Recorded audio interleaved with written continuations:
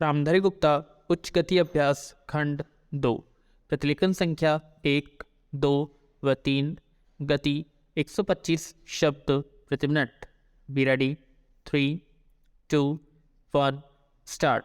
महोदय, पर्यावरण से तात्पर्य किसी एक व्यक्ति के परिवेश से नहीं वरन व्यक्ति के, समाज के, राष्ट्र के और इस सारी पृथ्वी के ही परिवेश से है, जिसका प्रभाव व्यक्ति, समाज, राष्ट्र और सारे विश्व पर पड़ता है। पर्यावरण से तात्पर्य पेड़ पौधों, नदी पहाड़ या किसी तंत्र विशेष से नहीं वरन उस समग्र वास्तविकता से है जिस पर मानव मात्र का अस्तित्व और उसका संपूर्ण आध्यात्मिक एवं भौतिक विकास निर्भर है। अस्तित्व केवल शारीरिक स्वास्थ्य ही नहीं, मानसिक भी। स्वस्थ शरीर में स्वस्थ मन ही अच्छे स्वास्थ्य की परिभाषा है। शारीरिक स्वास्थ्य हमारे आहार पर निर्भर करता है, जिसका स्रोत इस पृथ्वी का जल थल वायुमंडल है। मानसिक स्वास्थ्य भी प्रकारांतर से इन्हीं पर निर्भर है, क्योंकि जैसा खाए अन्न वैसा बने मन। स्वस्थ जीवन पर सबसे अधिक प्रभाव हमारे चिंतन का, हमारी परंपराओं का और उन सब परिस्थितियों का पड़ता है जो हमारे ऊपर आरोपित है या की गई है या की जा रही है। इसलिए पर्यावरण या परिवेश में जल थल वायु ही नहीं बल्कि वे सारे घटक महत्वपूर्ण है, जिसका कुछ भी प्रभाव हमारे जीवन पर, हमारी क्रियाशीलता पर पड़ता है, जैसे हमारे विचार, हमारे आचरण और हमारी परंपराएं एवं संस्कृति आदि। पैरा। सदा से मानव की आकांक्षा उन्नति और विकास की रही है। जगत का अर्थ ही है गतिमान और गति दोनों ओर संभव है, उन्नति की ओर भी और अवनति की ओर भी। पहली को हम प्रगति कहते हैं, दूसरी को अगति, विगति, अधोगति या दुर्गति कह सकते हैं। वास्तव में मनुष्य ऐसा जटिल प्राणी है जिसमें अनेक विरोधाभासी और असंगत प्रतीत होने वाली प्रवृत्तियां और प्रतिक्रियाएं होती है। वह कानून और व्यवस्था की मांग करता है, किंतु चलचित्र, दूरदर्शन आदि में स्वतः भड़की हिंसा या खेलों में युक्तिपूर्वक की गई हिंसा अथवा अनीति से मंत्रमुग्ध भी हो जाता है। मनुष्य अपनी ही जाति या वर्ग के व्यक्तियों के प्रति प्राय बहुत अधिक प्रतिद्वंद्वी होता है, किंतु कोई बाहरी खतरा उपस्थित होने पर उनके प्रति हद से ज़्यादा सहयोगी बन जाता है। वह सड़कों पर या युद्धों में सामूहिक विनाश के प्रति उदासीन रहता है, किंतु किसी खान में फंसे हुए एक व्यक्ति या किसी कुएं में गिरे हुए एक बालक की रक्षा करने के लिए ढेरों साधन जुटा लेता है। कुछ विद्वान कहते हैं कि मनुष्य बंदर की संतान हो या न हो, किंतु उसमें खालिस बंदर की द्वैत प्रकृति प्राय ही होती है।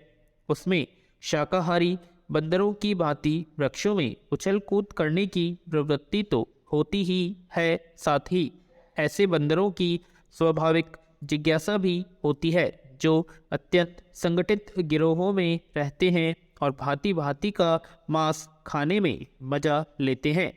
मनुष्य को ऐसी परस्पर विरोधी इच्छा आकांक्षाओं से निपटना असंभव होता है, फिर भी किसी प्रकार का संतुलित मध्यम मार्ग अपनाना अनिवार्य होता है।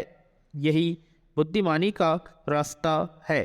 विद्वानों ने मानव की मूलभूत आवश्यकताओं को 5 स्तरों में रखा है। पैरा। महोदय, जो एक के बाद एक आते हैं, शारीरिक आवश्यकताएं यथा भोजन, कपड़ा, मकान और आराम जीवन की मौलिक आवश्यकताएं हैं। दूसरे स्तर पर आती है सुरक्षा और भविष्य के प्रति निश्चिंतता। इनके लिए मनुष्य भांति भांति की वस्तुओं का संग्रह करता है। फिर है सामाजिक आवश्यकताएं, जैसे अपने परिवार के भीतर और फिर बाहर के दूसरे लोगों से अच्छे संबंध बनाए रखने के लिए सामाजिक, आर्थिक, राजनीतिक और मनोरंजनात्मक संगठन बनाना।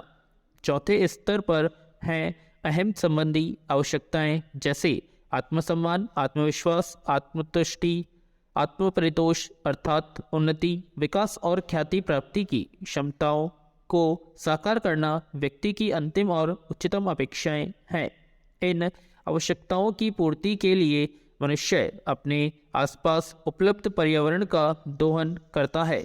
जल थल वायु ही नहीं, पेड़ पौधों, पशु पक्षी, जीव जंतुओं तक का उपयोग करता है। सभी शक्तियों का, यहाँ तक कि सबल व्यक्ति अपने से निर्बल व्यक्तियों तक का दोहन करता है, जो शोषण की सीमा तक पहुँच जाता है।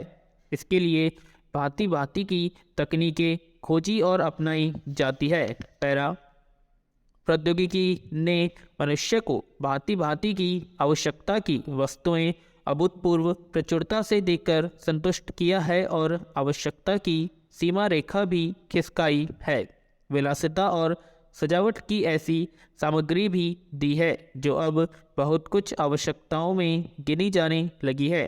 स्वचल वाहन, दूरदर्शन, धुलाई मशीन, सफाई मशीन, सिलाई मशीन, स्टोव, चूल्हे, मिक्सी, फ्रिज आदि आदि अब बहुत से लोगों के लिए अनिवार्य आवश्यकता की कोटि में आ गई है। तकनीकी और औद्योगिकी से यह सब संभव हुआ है, किंतु एक ऐसा अल्प वर्ग भी है जिसके लिए विलासिता आवश्यकता की कोटि में आ चुकी है। विज्ञान की जन समुदाय के लिए तो मौलिक न्यूनतम आवश्यकताएं भी विलासिता ही बनी हुई है। औद्योगिकरण के सहारे मनुष्य ने जितना भी विकास किया है उसे वह उन्नति कहकर संतोष करने लगता है और अपनी द्वैत प्रकृति के कारण यह ध्यान नहीं देता कि इस विकास से वर्गभेद पनपा है। अमीरी गरीबी के बीच की खाई चौड़ी हुई है। जो व्यक्ति मानव मानव की समानता, समाजवाद, साम्यवाद के गीत गाता है, वही अपनी द्वैत प्रकृति के कारण अपने पर्यावरण, यहाँ तक कि मानव के भी शोषण के नए नए तरीके खोजता है। यह शोषण बलात्कार की सीमा तक पहुँच गया है। मनुष्य ने अपनी बुद्धि का प्रयोग किया, फलस्वरूप भांति भांति का औद्योगिकरण हुआ और जल थल वायु सब प्रदूषण के शिकार हो गए। जितना ही अधिक विकास हुआ उतना ही अधिक विनाश हुआ। प्राकृतिक संपदा का भीषण ह्रास हुआ। व्यापक वन विनाश से भूमि बंजर और मरुस्थल बन गई। एक बड़ा हवाई जहाज एक दिन में जितनी ऑक्सीजन खर्च करता है उतनी ऑक्सीजन 17,000 हेक्टेयर वन में तैयार होती है, और वन बचे ही कितने हैं। इस उद्योग प्रधान सभ्यता का केंद्र पूंजी है और धन स्वार्थ है। मनुष्य मनुष्य का शोषण कर रहा है, देश देश का पैरा। आइए आज हम अपने विचारों को उस दिन तक ले जाएं जब हमने गणराज्य की घोषणा की थी। अपने विकास की योजनाओं के संबंध में हमने वास्तव में काफ़ी प्रगति की है, परंतु क्या हम भारत के सब नागरिकों को दरिद्रता, अभाव तथा कष्ट से मुक्त करा पाए हैं? प्रकृति की शक्तियों को अपने अधीन करने और जनता के कल्याण के लिए उन्हें नियंत्रण में लाने की दिशा में भी हम आगे बढ़े हैं, किंतु हम यह नहीं भूल सकते कि कुछ महीने ही हुए हमें भारत के उत्तर पूर्वी प्रदेशों में भयानक बाढ़ का सामना करना पड़ा था, जिसके कारण यातायात के साधन छिन्न भिन्न हो गए और वहाँ की जनता को भारी हानि उठानी पड़ी। निस्संदेह साक्षरता प्रसार और रोगों के निराकरण के महत्वपूर्ण उपाय भी हमने सोचे हैं। यद्यपि अभी भी देश के बहुत से भागों में निरक्षरता और बीमारी पर्याप्त मात्रा में दिखाई देती है। जन कल्याण की योजनाओं को हम बराबर आगे बढ़ाते रहेंगे, यह हमारा दृढ़ संकल्प है, इसमें संदेह नहीं किया जा सकता। इन योजनाओं के पूरे होने के संबंध में जो प्रयास अब तक किया गया है उससे भी हमें असंतुष्ट नहीं होना चाहिए। फिर भी जो कुछ अब तक किया जा सका है, यदि वह बहुत चमत्कारी नहीं दिखता तो उसका कारण यह है कि अभी निर्माण कार्य जारी है और समाप्त नहीं हुआ है। राष्ट्र के निर्माण में समय की आवश्यकता होती है। आज हमारा गणराज्य दिवस है और भारत जैसे प्राचीन राष्ट्र के इतिहास में 5-7 वर्ष की अवधि एक स्वल्पकाल है। विराम।